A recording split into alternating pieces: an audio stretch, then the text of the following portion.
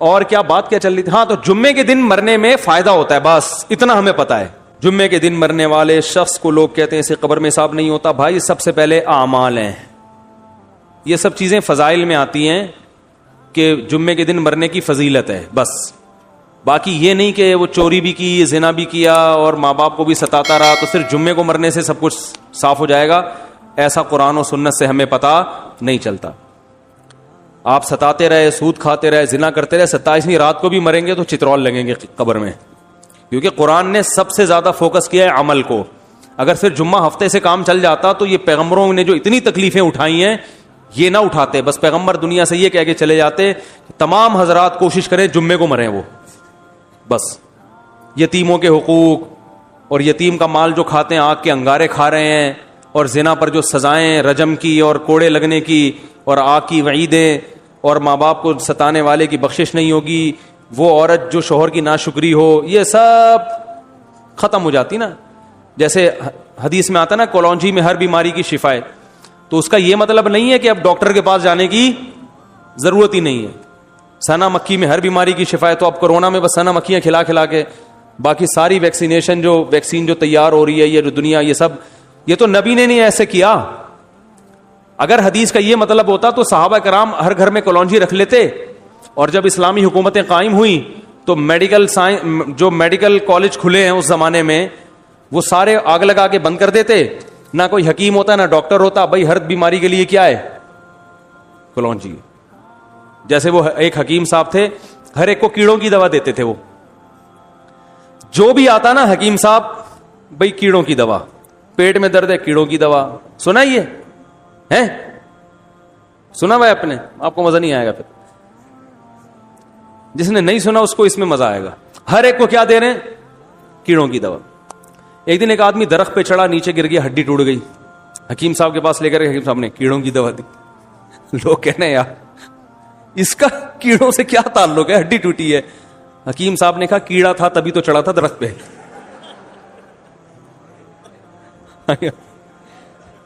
یہ آئندہ کے لیے دی ہے تاکہ آئندہ ایسی حرکت، ایک ہڈی تو ٹوٹ گئی ہے دوسری تو سلامت رہے نا. صحیح ہے نا؟ تو ہمارے ہاں بھی لوگ کیا کر رہے ہیں، ہر چیز میں بھائی کولونجی، ہر چیز میں بس سنا مکھی دے دو، بس شہد دے دو. حدیث کا یہ مطلب نہیں ہے. حدیث کا مطلب ہے کولونجی میں شفا ہے. کیسے ہے، کتنی مقدار میں کھانی ہے، کس وقت کھانی ہے، کس نے کھانی ہے، یہ تفصیل تو میڈیکل سائنس بتائے گی. حدیث میں ایک اشارہ دے دیا بھائی اس میں دوائیت کا عنصر ہے. بس ہمارا ایمان ہے اللہ کے نبی پر کہ کولونجی میں ہر بیماری سے اللہ نے شفا رکھی ہے.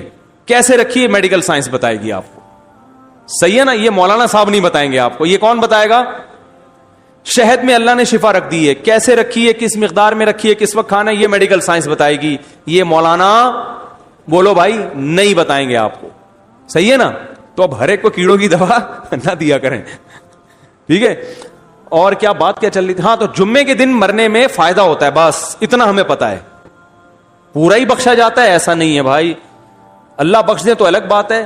جیسے آپ کو ہارٹ اٹیک ہو چکا ہے، اب آپ صرف کولونجی کے چند دانے چبا دو گے تو اٹیک نہیں ہوگا، ایسا نہیں ہے بھائی. اب تو وہ دوائیں بھی کھانی پڑیں گی. اور آپ نے 15 سال جو میرے مشورے پہ 2 پراٹھے صبح کھائے ہیں دیسی گھی کے، یا سوری دیسی گھی کے نہیں، وہ جو ہوٹل کے، تو وہ بھی اثر کریں گے اب 15 سال کے بعد. ٹھیک ہے نا؟ تو یہ سب کچھ ہوگا. تو اس لیے کولونجی بھی کھائیں. اور پہلی بات تو یہ کہ ان تمام بڑی بڑی چیزوں سے احتیاط کریں. تو اسی طرح اصل چیز ہے گناہ. دیکھو زہر کولونجی میں شفا ہے، لیکن آپ نے کہا میں ایک چٹکی کولونجی کی بھی لوں گا، ایک چٹکی زہر کی بھی کھاؤں گا، کیونکہ زہر سے جو بیماری آئے گی کولونجی سے شفا مل جائے گی. یہ دلیل صحیح ہوگی. تو اسی طرح بھائی کولونجی میں شفا ہے بشرطے کہ زہر سے بچے، نقصان دہ چیزیں نہ کھائے، پھر شفا ہے. تو اسی طرح یاد رکھو جمعے کے دن مغفرت ہو جاتی ہے مرنے والے کی، بشرطے کہ جو زہر آخرت کے عذاب کا ذریعہ بنتا ہے نا، یتیموں کا مال کھانا، والدین کے حقوق ادا نہ کرنا، اس زہر سے بچے. تو پھر جو چھوٹی موٹی جراثیم ہے نا وہ جمعے سے کیا ہو جائیں گے؟ وہ معاف ہو جائیں گے. تو صغیرہ گناہ، چھوٹے موٹے جو گناہ ہوتے ہیں وہ لیلۃ القدر میں مرنے سے بھی معاف ہو جاتے ہیں، جمعے میں مرنے سے بھی معاف ہوتے ہیں. جمعے میں مرنے سے تھوڑے والے جراثیم لیلۃ القدر میں تھوڑے اور اسٹرانگ جراثیم مر جاتے ہیں. لیکن یہ جو آپ جائیدادیں کھا کے بیٹھے ہوئے ہو بہنوں کی وراثت کے, حج فرض ہوا وہ نہیں ادا کیا آپ نے, ماں باپ کو ستایا, یہ اتنے بڑے بڑے جراثیم ہیں, یہ لیلۃ القدر کا اسپرے ان پہ کام بولو بھائی نہیں کرتا. اس کے لیے اللہ نے قرآن میں جو توبہ کا طریقہ بتایا ہے اور حقوق العباد ہیں تو وہ واپس کرنے پڑیں گے, وہی طریقہ ہے. بعض لوگ بہت غلو کرتے ہیں, جو بھی لیلۃ القدر میں مر گیا بس وہ ڈائریکٹ جنت میں, ایسا نہیں ہے. اور یاد رکھو جو کبیرہ گناہ کا مرتکب ہو کھلے عام, تو شریعت نے اس کو فیور کرنے کی اجازت نہیں دی ہے. دیکھو خودکشی کرنے والے کا نماز جنازہ پڑھنا جائز ہے, پوری امت کا اجماع ہے, لیکن نبی نے نہیں پڑھا, نبی نے نہیں پڑھا. حالانکہ آپ تو رحمت للعالمین تھے نا, آپ سے زیادہ کسی کو ترس آیا ہوگا خودکشی کرنے والے پر, لیکن آپ نے نہیں پڑھا, بائیکاٹ کیا. کیوں؟ لوگ اس جرم کو ہلکا نہ سمجھے. تو ہم ایک جانب تو دیکھ رہے ہوتے ہیں کہ ترس کھانا ہے, دوسری یہ نہیں دیکھ رہے ہوتے کہ ترس کھانے سے معاشرے میں یہ جرم کیا ہو رہا ہے, پروموٹ. تبھی الحمدللہ میں کبھی خودکشی کرنے والے کی حمایت نہیں کرتا, نہ کبھی اس پہ ترس کھاتا ہوں. میرے پاس آتا ہے نا وہ بیچارے ایک حالات سے تنگ آ کے کھمبے سے لٹک گیا, مار دیا, ہائے ہائے ہائے بیچارے. میں نے کہا اتنا مظلوم نہیں تھا, اگر اتنا نیک ہوتا تو قبر میں چترول لگ رہے ہوتے اس کے. ارے سب سے پہلے تو اللہ کو ترس آتا نا اس کے اوپر.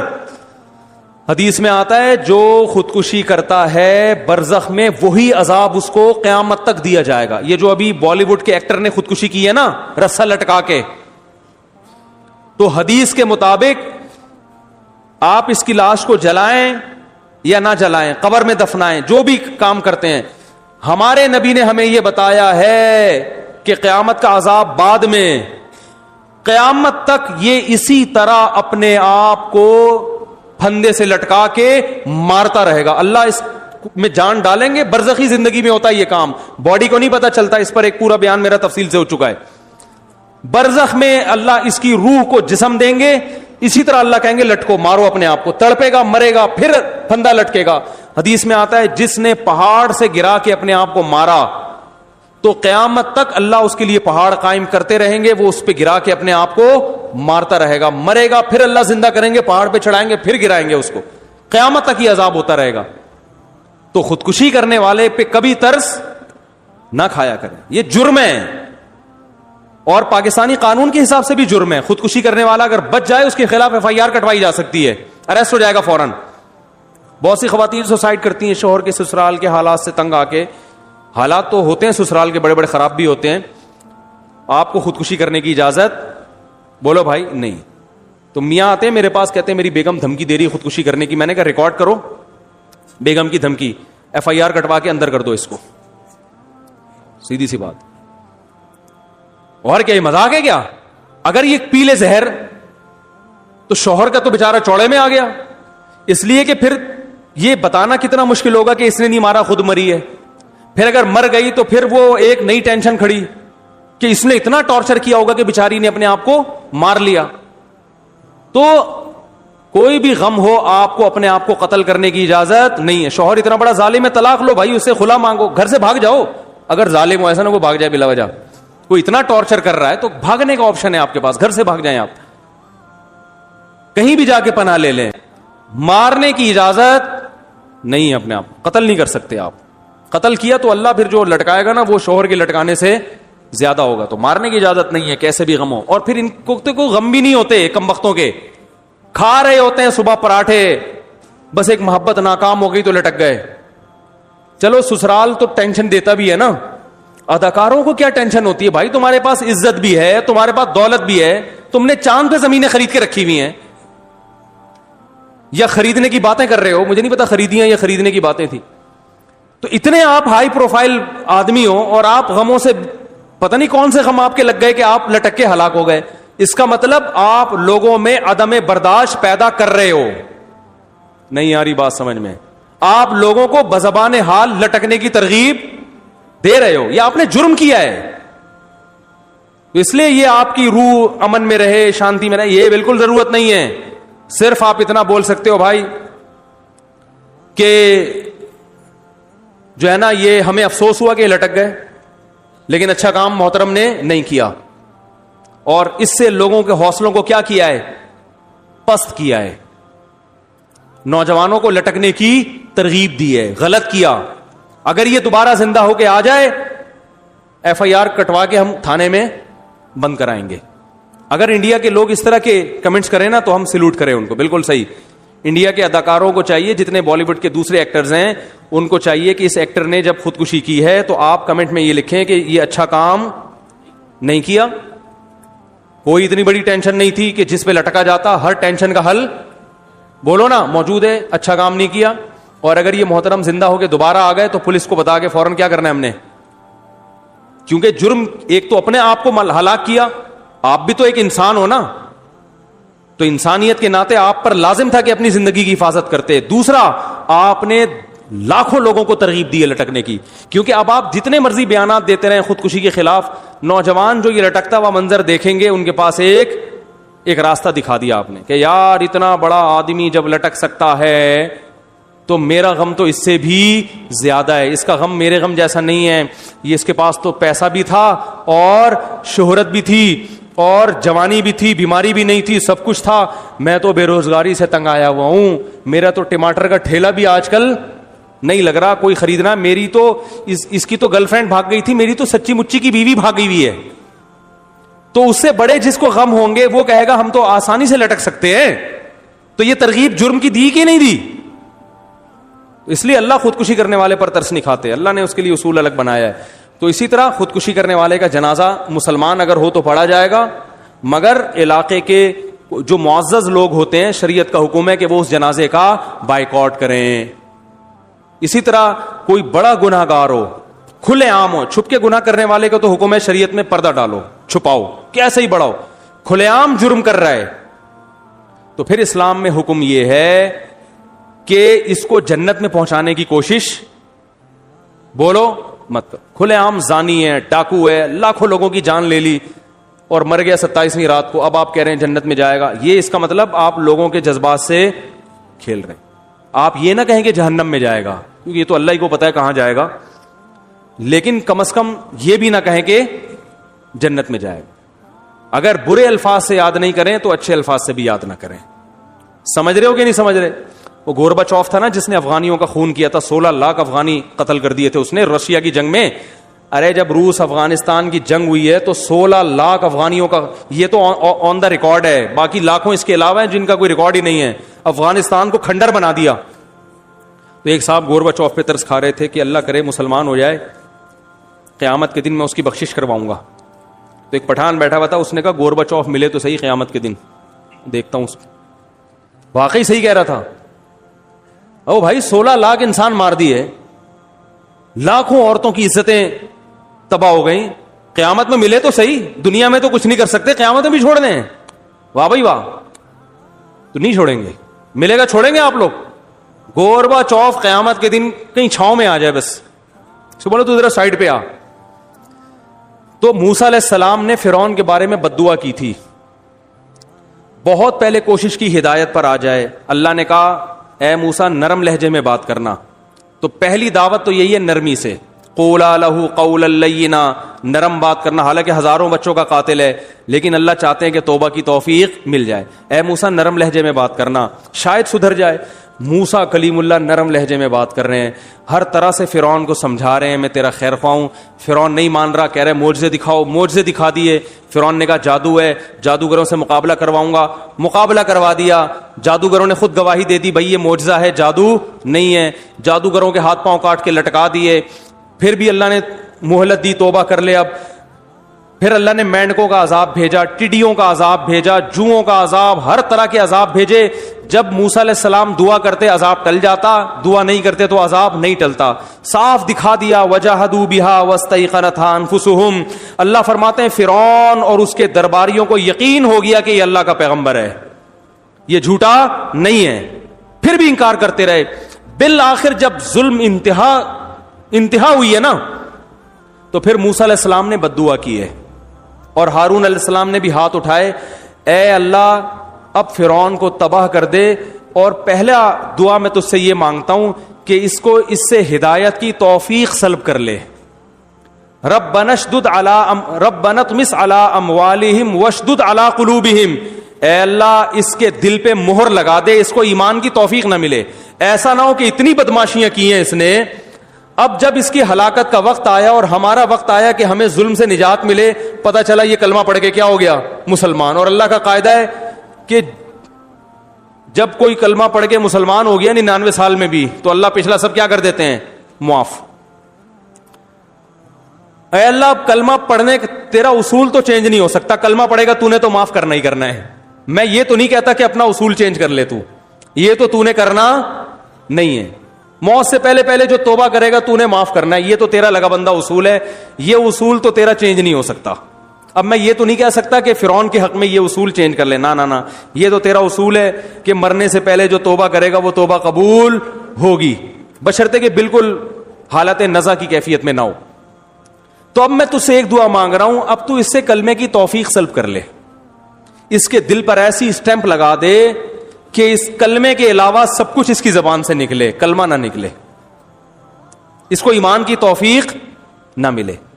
تو بتاؤ موسیٰ علیہ السلام یہ جو دعا مانگ رہے ہیں, تو کیا موسیٰ علیہ السلام ظالم تھے؟ ہیں بھائی, کیا موسیٰ علیہ السلام چاہتے تھے کہ فرعون زبردستی جہنم میں جائے؟ وہ کسی کو جلتا ہوا دیکھ کے خوش ہونا چاہتے تھے؟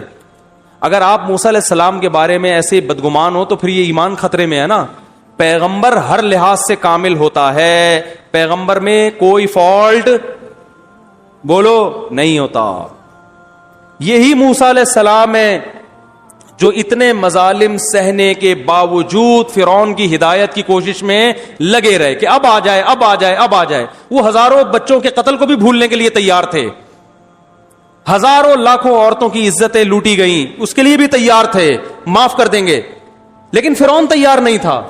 اب جب آخری وقت ہے, ظلم حد سے بڑھ گیا ہے, تو موسیٰ علیہ السلام دعا مانگ رہے ہیں اللہ اس کے دل پہ مہر لگا دے, جب تک یہ دردناک عذاب نہ دیکھے اس وقت تک اس کو ایمان کی توفیق نہ ملے. کیونکہ جب عذاب دیکھے گا تو ایمان لانے سے فائدہ نہیں ہوگا, یہ اللہ کا اٹل فیصلہ ہے. عذاب دیکھنے کے بعد ایمان قبول نہیں ہے.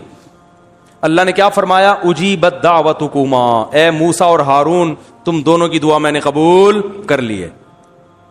اب فرعون پر کوئی نصیحت اثر نہیں کرے گی, اب میں اس کو ایمان لانے ہی نہیں دوں گا. تو یہ بھی ایک آپشن ہے بھائی, یہ بھی ایک انداز ہے, سمجھ رہے ہو نا. تو اسلام میں بیلنس ہے. بعض لوگ اس طرف ہو جاتے ہیں, بعض اتنے سخت دل ہو جاتے ہیں کہ وہ کہتے ہیں پہلی دفعہ میں ہی ڈنڈا لے کے چڑھ جاؤ. وہ مولانا طارق جمیل صاحب اگر کسی حاکم سے ملنے جا رہے ہیں تو اس پر بھی اعتراض کہ علماء تو حکومت کے پاس نہیں جاتے تھے, وہ موسیٰ علیہ السلام تو فرعون جیسے ظالم کے پاس گئے ہیں, تو مولانا طارق جمیل صاحب وزیر اعظم کے پاس نہیں جا سکتے. تو ایک طرف غلو ہو جاتا ہے اور بعض دفعہ دوسری طرف غلو ہو جاتا ہے. اتنے میٹھے بن جاتے ہیں کہ ایک آدمی ظلم کر رہا ہے تو بددعا کرنے کو بھی حرام کہتے ہیں کہ نا نا نا نا نا نا, اور کوشش کرتے ہیں لیلۃ القدر میں مروا کے اس کو کہاں بھیجیں, جنت میں بھیجیں. لیلۃ القدر میں مرا جنت میں جائے گا, لیلۃ القدر میں مرا جنت میں جائے گا. او بھائی یہ جنت میں چلا گیا تو ان ہزاروں لوگ جو ہے نا ان پہ ترس کھاؤ. تو موسیٰ علیہ السلام فرعون سے دشمنی نہیں تھی, اپنی قوم سے محبت تھی. فرعون سے دشمنی میں نہیں بد دعا کر رہے تھے فرعون کے خلاف, اپنی قوم سے محبت میں غیرت کی وجہ سے دعا کر رہے تھے کہ اللہ یہ جنت میں چلا گیا تو میری قوم کے جو جذبات ہے نا, جو ہزاروں صدیوں سے یہ ظلم کر رہا ہے, ہمارے جذبات کو ٹھیس پہنچے گی. ہم بھی تو تیرے بندے ہیں, کچھ ہمارا بھی خیال کر لے, ہم چاہتے ہیں کہ لٹکے کم بختی ہے. تو یہ بھی غیرت ہوتی ہے بھائی. نہیں آ رہی سمجھ میں تو جیسے چل رہے ہو ویسے ہی چلو. میں بار بار کہتا ہوں اگر میری باتیں سمجھ میں نہیں آ رہی تو جیسے چل رہے ہیں جس اسٹائل سے, اسی اسٹائل کی سپیڈ اور بڑھاتے پھر, ٹھیک ہے, سپیڈ اور بڑھاتے. اللہ سمجھنے کی توفیق عطا فرمائے. بیلنس رہنا چاہیے. یہ اسٹائل بھی ہے تو وہ والا اسٹائل بھی ہے, تو دونوں ہیں. نبی کے پاس بھی یہ دونوں طریقے تھے. آپ نے بد دعائیں بھی کی ہیں. فتح مکہ کے دن آپ نے اعلان کیا سب کو معاف کر دو. ابن خطل ایک بڑا ظالم تھا, وہ بیت اللہ کا غلاف پکڑ کے پناہ مانگ رہا تھا. آپ نے فرمایا ابن خطل کو جہاں پاؤ قتل کر دو. لوگوں نے کہا وہ تو بیت اللہ کے غلاف پڑا, فرمایا وہیں اڑا دو اس کی گردن. یہ بھی ہے. نہیں آ رہی سمجھ میں.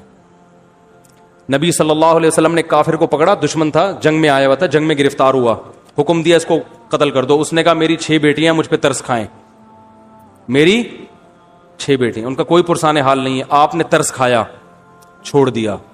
یہ نبی کا جمال ہے. غیر مسلموں جو اس وقت کے غیر مسلم تھے نا بڑے سخت تھے, نہیں بس مارنا, بیٹیاں تیری ہیں ہماری تھوڑی ہیں, کوئی بات نہیں کسی کی بھی ہیں تو انسان نا. اور باپ چاہے کافر ہو بیٹیوں کے لیے تو بہرحال خیر خواہ ہوتا ہے نا. تو اتنا بڑا مجرم تھا وہ, اس کے قتل کا فیصلہ ہو چکا, لیکن اللہ کے نبی نے 6 بیٹیوں کا جب اس نے واسطہ دیا تو آپ نے کیا کر دیا, معاف کر دیا. یہ صفت رحمت ہے نبی کی, رحمت للعالمین. دوبارہ کمبخت سازشیں کرتا ہوا پکڑا گیا ہے بھائی, اس کو یہ نبی کی رحمت ہضم نہیں ہوئی, دوبارہ پکڑا گیا. آپ نے پھر دیکھا بھائی تو, ہم نے تجھے معاف کیا تھا, تجھ پہ رحم کیا تھا, اور تو پھر ہمارے خلاف سازشیں کر رہا ہے. آپ نے حکم دیا گردن اڑا دو. اس نے پھر کہا میری 6 بیٹی ہیں. آپ نے فرمایا اڑا دو. یہ نبی کی کیا ہے, سیاست. نہیں آ رہی بات. پھر آپ نے فرمایا لا یلدغ المؤمن من جوہر مرتین, مومن کو ایک سوراخ سے 2 دفعہ ڈسا نہیں جا سکتا. اگر ہم نے پھر چھوڑ دیا, یہ کہیں گے یہ مومن تو بڑے بیوقوف ہوتے ہیں, ان 2 آنسو بہاؤ ترس کھا جاتے ہیں. یہ بھائی تجھے خود اپنی بیٹیوں کا خیال نہیں ہے. تو اب بھی سوال پیدا ہوتا ہے, بیٹیاں تو یتیم ہو گئی نا, تو بھائی پہلے اپنے لوگوں کو تو یتیم ہونے سے بچاؤ. اگر اس کو چھوڑ دیا تو ہمارے بندے مارتا رہے گا, تو یہ ان کی بیٹیاں کسی کی بیٹیاں نہیں ہیں کیا؟ ہم تیری بیٹیوں کا خیال کریں, اپنی بیٹیوں کا خیال کریں.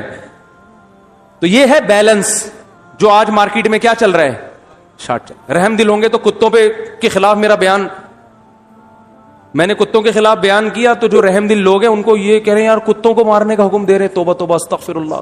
کتوں پہ ترس آنا شروع ہو گیا, اور سخت دل بنتے ہیں تو اتنے کہ ماشاءاللہ وہ کتے لوگوں کو کاٹ رہے ہیں, ان لوگوں پہ ترس. 2 مرغیاں ہماری لے گئے, مفتی صاحب پہ ترس, اور وہی زیادہ انڈے دیا کرتی تھیں. آپ کہیں آپ کو کیسے پتا چلا؟ جب مرغیاں شارٹ ہوئی ہیں تو انڈوں کی تعداد میں غیر معمولی کمی آئی ہے, اور لوگوں کو کاٹ رہے ہیں, پاگل ہو رہے ہیں. کتے کا پتا تھوڑی ہوتا ہے بعض دفعہ کہ پاگل ہے کہ نہیں ہے, یہ تو کتوں کو ہی پتا ہوتا ہے کہ بھائی یہ پاگل ہے یا نہیں ہے. تو کتا ہی ٹریس کر کے بتا سکتا ہے کہ یہ پاگل ہے اور کتنا ہے.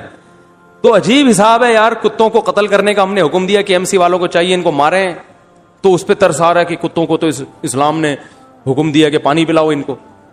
ایک طرف اتنے رحم دل اور سخت دلی اتنی ہے کہ وہ کتے لوگوں کو کاٹ رہے ہیں, بائکوں والے ٹکرا کے گر رہے ہیں, ان کی ہڈیاں ٹوٹ رہی ہیں, ان بائکوں والوں پہ ترس نہیں ہے. یہ ہے تو اسلام معتدل چیز مذہب ہے, وہ اعتدال سکھاتا ہے. اللہ سمجھنے کی عمل کی توفیق عطا فرمائے. بہت زیادہ ہو گیا بس.